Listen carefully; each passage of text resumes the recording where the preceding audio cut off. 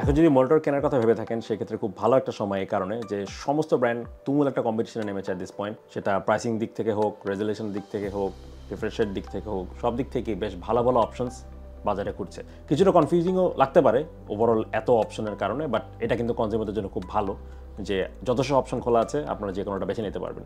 So আজকে gaming based একটা মনিটরের কথা বলবো, সেটা হচ্ছে MSI Mac 275QF। Thank you MSI for keeping the name short, কারণ এখনকার মনিটরের নাম পড়তে গেলে বেশ কয়েকবার মুখস্থ করে নেওয়া লাগে যে নামটা আসলে কি। তো চলুন দেরি না করে এই মনিটরটার বেস যে স্পেসিফিকেশন তা আপনাদের একটু জেনে দিই। প্রথমত এটা রেজলিউশন ওয়াইজ 1440p একটা মনিটর, যাদের মিড রেঞ্জ জিপিও আছে, মোটামুটি বেরাম আছে, তারা কিন্তু এটাকে বেস রেজলিউশন হিসাবে এখন সেট করেন because of more clarity and more pixel than 1080p। এছাড়া এটা যদি রিফ্রেশারের কথা বলি, এখন বিজনেস মনিটরগুলোতেই দেখা যাচ্ছে যে 100 হার্টজ দিচ্ছে with a very low price.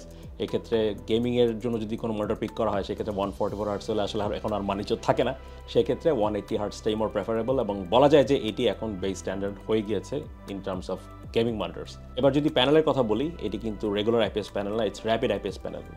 Y is it rapid? এটা কি দৌড়ায় নাকি? ব্যাপারটা অনেকটা ওরকমই। Basically what you are getting is lesser response time. আমরা নর্মালি 1 ms রেসপন্স টাইমের অ্যাডভার্টাইজমেন্ট মোস্টলি দেখে থাকি অনেক গেমিং মনিটরের ক্ষেত্রে, বাট র্যাপিড আইপিএসের ক্ষেত্রে 0.5 ms তারা এখানে বলছে, grey to grey, which is very good. এবং আমরা ইউএফও টেস্ট যেটা দেখেছি, ইট ওয়াজ ভেরি ক্লিয়ার। এছাড়া এটার যে হোয়াইট কালার গ্যামুট, মানে কালারের ক্ষেত্রে সবার যে বিষয়টা থাকে, হোক একটা গেমিং মনিটর, বাট আমরা এরপর কালার কাভারেজ ভালো চাই, কারণ গেমিংয়ের বাইরেও কিন্তু আমাদের অনেক কম কাজ থাকে।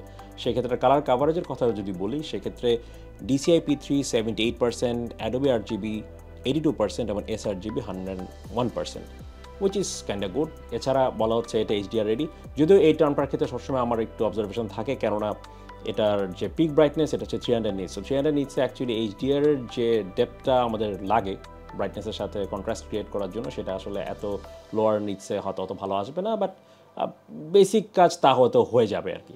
মনিটর অ্যাসেম্বলিংয়ের কথা যদি বলি, এর থেকে সহজ বোধ আর হতে পারে না, কেননা স্ক্রু তো দূরের কথা, হ্যান্ড ড্রিভেন স্ক্রু পর্যন্ত নেই, জাস্ট স্লাইড অ্যান্ড ক্লিপ টাইপের সিস্টেম।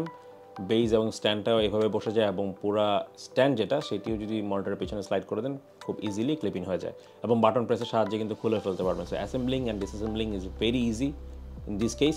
এছাড়া এটার ব্যাকে যে কেবল হোল্ডার আছে, কেবল হোল্ডার একটু ওয়াইড করে ডিজাইন করা, so that you have to squeeze করে আপনি হোল বরাবর বসিয়ে দিলে খুব সহজে বসে যায়, আবার স্কুইজ করলে খুব সহজে খুলে না যায়।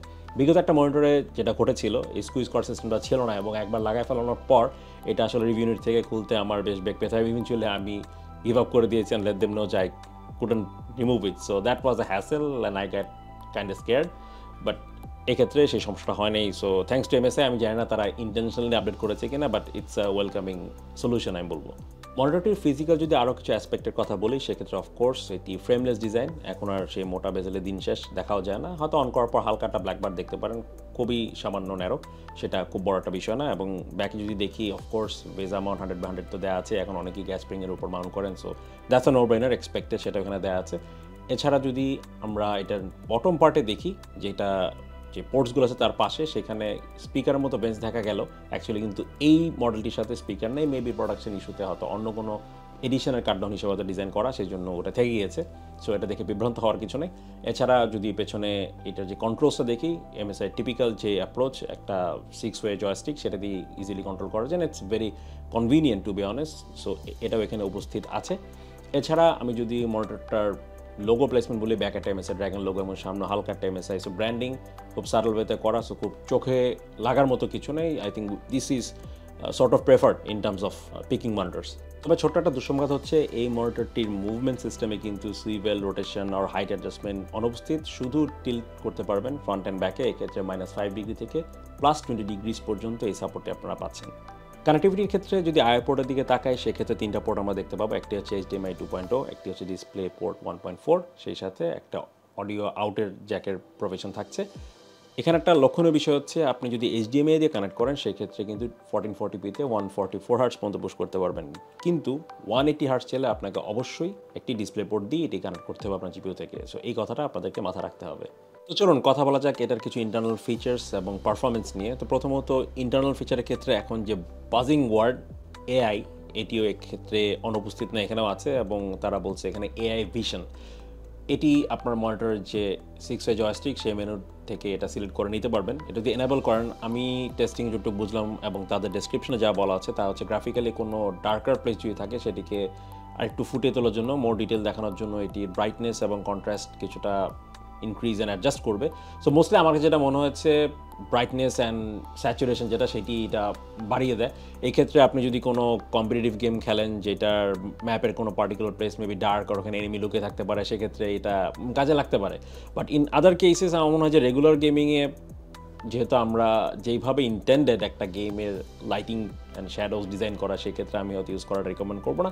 বাট ই স্পোর্টসের ক্ষেত্রে এইটা ইউজফুল হতে পারে, যেহেতু আমরা আসলে মোর ক্ল্যারিটি অ্যান্ড ব্রাইটনেস চাই যাতে আমার এনিমি স্পট করতে ইজিয়ার হয়। So that can be welcoming feature. সেই সাথে আরেকটা জিনিস অনেকদিন ধরেই এমএসআই মোটরগুলোতে ইনক্লুডেড থাকছে, তা হচ্ছে স্মার্ট ক্রসেয়ার। এটা আপনারা জানেন, যদি এটা অন করে নেন সেক্ষেত্রে এই ক্রসেয়ারটা মোটরের মিডলে বসেই থাকবে। সো রিগার্ডলেস আপনি লেটসে যদি কাউন্টার স্ট্রাইকে AWP নেন, সেক্ষেত্রে কিন্তু অপে ক্রসেয়ার কিন্তু স্কোপলেস মারার সময় থাকে না, বাট এক্ষেত্রে সেটি কিন্তু থাকবে। সেটা আপনাকে হেল্প করবে।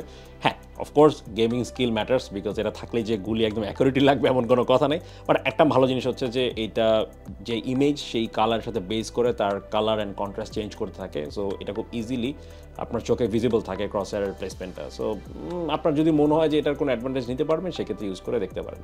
এছাড়া অ্যাডাপটিভ সিঙ্ক তো থাকছে, which is a common thing. এছাড়াও এমএসআই আই স্ট্রেন ঠেকানোর জন্য যেসব টেকনোলজি বিজনেস আর প্রোডাক্টিভিটি মডেলগুলোতে ইউজ করে থাকে, সেটি কিন্তু এক্ষেত্রে অনুপস্থিত না। যেমন এক্ষেত্রে অ্যান্টিফ্লিকার টেকনোলজি এবং লেস ব্লু লাইট টেকনোলজি এখানে আছে। যদিও এক্ষেত্রে আমার একটু অবজারভেশন থাকে, এই কারণে আমরা গেমিং বা এন্টারটেনমেন্ট পারপাসে যে কনজাম্পশন, সেক্ষেত্রে কালার অ্যাকুরেসিটা আমরা খুব ভালো করে প্রাধান্য দিই। সেক্ষেত্রে লেস ব্লু লাইটটা ইউজ করলে স্ট্রেন কম পড়বে, কিন্তু কালার অ্যাকুরেসি কিন্তু কমে যাবে। তো সেই ক্ষেত্রে যদি কারো প্রয়োজন পড়ে অন করে দেখতে পারে, থাকার তো কোনো সমস্যা নেই, থাকলে তো ভালোই হলো। আর নর্মালি হয়তো অতটা ইউজ করা হবে না এই টেকনোলজিটা। এছাড়া এটার যে প্যানেলের পারফরমেন্স যদি বলি, আমরা মোস্টলি 5% গ্রে, এরপর grey informative test, black informative test এটা আমরা সাধারণত করে দেখি। সেক্ষেত্রে যদি গ্রে ইউনিফর্মিটি টেস্টের কথা বলি, সেটি মোটামুটি ভালোই ছিল, আমি কোনো ইস্যু পাইনি, ইট ওয়াজ ইউনিফর্ম ওভারঅল। কিন্তু 5% এবং ব্ল্যাক ইউনিফর্মিটি যে টেস্টটা, সেই ক্ষেত্রে কিছু ইস্যু আমরা দেখতে পাই। যেমন 5% গ্রের ক্ষেত্রে কর্নার এবং সেন্টার দুই জায়গায় কিন্তু আমরা গ্লোয়ের দেখা ক্ষেত্রে মিলে, যেটা আইপিএসের খুব কমন একটা ইস্যু। এবং আমি যদি ব্ল্যাক ইউনিফর্মিটির ক্ষেত্রে বলি, সেই ক্ষেত্রে কিন্তু কর্নার সাইডে সেগুলো দেখাই যাচ্ছিল। So this is an issue.